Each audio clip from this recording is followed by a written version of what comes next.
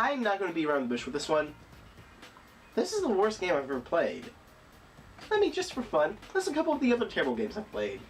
Barricade and Ashley, Sweet 16 License to Drive, RS Riding Sports, Spyro Enter the Dragonfly. All of these games pale in comparison to this game. I only paid $1.50 for this, and I feel cheated. I feel robbed. $1.50 is too much for this game. If you're going to buy this game, make sure that's the case, because that's the only thing of value with this game. Its very existence is an insult to all the other shovelware titles made for the Wii. This game deserves to be destroyed. And if you watch my Let's Play of this game, you know why, and you don't need to watch this video. But for those of you who haven't, hi, I'm SporkSlayer, how you doing? SporkSlayer Game Review! So where did this waste of plastic come from? Let me tell you a story. In 1994, Knowledge Adventure published Jumpstart Kindergarten. It was an educational game for the PC that was meant to teach kindergartners something. I don't know, Wikipedia wasn't very specific. But apparently it was successful because it spawned a whole series of educational games, and eventually, Jumpstart.com was released. This apparently was so popular that in 2007, Knowledge Adventure decided to make a Jumpstart game for the Wii. Now this game was the game we all know and love, Jumpstart Pet Rescue. 4 years later, Jumpstart Crazy Kartz came out and nobody knew or cared. I'm not joking, no one has heard of this game. At the time of posting this video, only 6 videos of it have been uploaded on YouTube. And one of those is this review! You would think that a game this bad would be ripe for the picking for anyone to talk about. But no, barely anyone has heard of this game. Metacritic didn't even have it on the list of Wii games. This honestly makes no sense to me. How did a game this bad sneak under the radar when it already has an established fan base? The answer is that it was never promoted. There isn't even an advertisement about it on their YouTube channel. Also, here's an add-on to their website offering great games for the Wii, and Crazy Kartz isn't on there. Also, apparently a company called Nintendo owns a trademark for the Wii. This sounds like a Chinese knockoff. Why was this never fixed? So that goes to show that they knew the game was turning out badly and didn't want the fans to play it, right? Well, if that's true, then why wasn't it canceled in the first place? My best guess is that the license to publish games for the Wii was about to expire. So in order to make the most of their license, they had to go quality control, advertising, updating their website, and finishing their game. To me, this explanation makes the most financial and logical sense as to how this game is so unknown in an era where everything is on the internet and nothing's forgotten. So that's the story of Jumpstart Crazy Kartz, a game that few have heard of and nobody wanted. Honestly, when I started buying random games at thrift stores, I never thought I'd discover a game that so few people have heard of. Honestly, the opportunity to be the first person to review this game is the only reason I didn't destroy it during my Let's Play event. But anyways, you've heard me rant about how bad this game is, but I haven't even shown you a shred of gameplay. You wanna know why? We're in the gameplay, boys! This is why. So at this point in my review, I was originally going to compare Jumpstart Pet Rescue to Jumpstart Crazy Kartz graphically. I was then going to conclude that there's no excuse for how Crazy Kartz looks and move on. But then I was looking for footage for Jumpstart Pet Rescue and realized it looks awful. I mean, absolutely horrendous. The fact that they went from this to this in 4 years is great. I'd still say that at best Crazy Kartz looks good for a PS1 game, but at least it's an improvement, congrats. But here's the thing. My real problem with how this game looks is the character designs. They're all made of one basic model so that they can reuse each animation across all the characters. You thought Metal Mario and Pink Gold Peach were bad? You've seen nothing. These guys have no motion, no facial expressions, and no character. Not to mention that the same voice actor does all the dialogue with no variation between characters. They might as well make Pegman the racing game. Now you're probably on the edge of your seats, waiting for me to tell you. What's the gameplay like? Can you get a grasp of the controls? Well, I'm not going to tell you. Instead, I'm going to show you the top however many entries it takes for me to make my point, where the game screwed me over for whatever reason. I'm smiling to make the pain go away.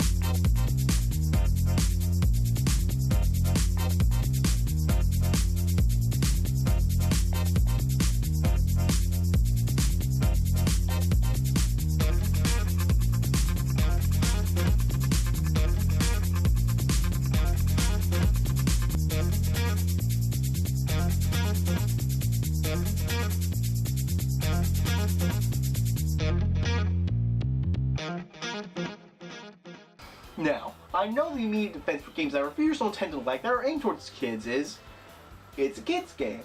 You aren't the intended audience. You need to set your standards lower because it's aimed towards kids. Here's the thing.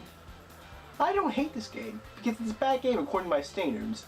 I hate this game because it's not good enough to deserve the honor of being a kids game. This might just be a child's introduction to gaming, and there are a lot of good games to do that with. Spyro the Dragon was mine, and I still love it to this day. But this... come on, this is rage-inducing! I pity the child who's played this game! You see, children of the age this is meant for may just believe that it's their fault a snowman spawned in front of them, or that the electric pillar hurt them even though it was down, or whatever happened here. And those who don't will throw a tantrum because the game is unfair, which it is! And what happens when kids throw tantrums? Mommy comes in, turns off the Wii, and sends them to timeout. This game isn't good enough to be a kid's game.